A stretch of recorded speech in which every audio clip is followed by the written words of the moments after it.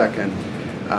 The Secretary said to the President that that didn't happen. To be clear, does the administration deny that that second strike happened, or did it happen and the administration denies that Secretary Hegseth gave the order? The latter is true, Abe, and I have a statement to read for you here. President Trump and Secretary Hegseth have made it clear that presidentially designated narco-terrorist groups are subject to lethal targeting in accordance with the laws of war. With respect to the strikes in question on September 2nd, Secretary Hegseth authorized Admiral Bradley to conduct these kinetic strikes.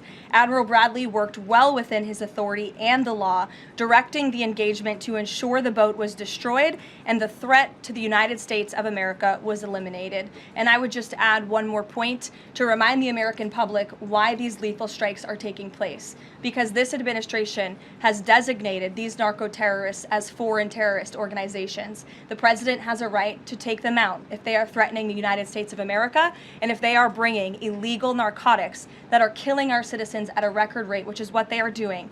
And under the previous administration, there was enough fentanyl trafficked into our country to kill every American man, woman, and child many times over. And so that's why you've seen a drastic difference in this administration's policy with respect to the last, and it's one of the many reasons the American public re-elected this president and support this Secretary of War in conducting these strikes. Following up on Gabe's question, you said that the follow-up strike was lawful.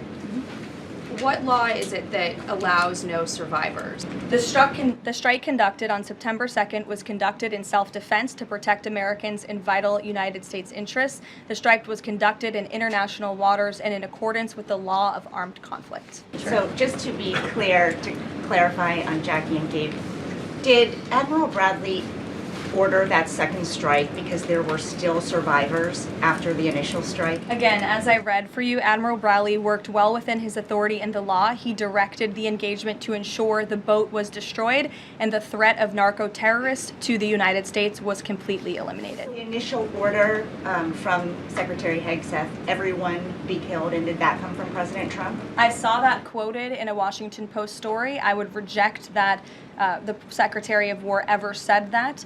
However, the president has made it quite clear that if narco-terrorists, again, are trafficking illegal drugs towards the United States, he has the authority to kill them. And that's what this administration is doing. Danny? Just going back to Venezuela, can you confirm that President Trump is going to be hosting a meeting of his national security team in the Oval Office today on Venezuela? And what are they going to discuss? Are they hoping to reach a kind of final decision on that?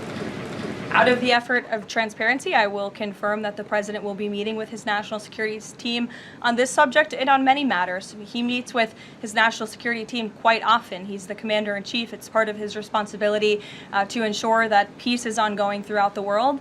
I'm definitely not going to detail the specifics of a meeting between the president and his national security team that's taking place in the Oval Office, but I'm happy to confirm that meeting is taking place for you. Can you tell us, what's the position on whether US troops on the ground is a possibility there? Is that, I know you've answered that before, but what's the current operative in Venezuela?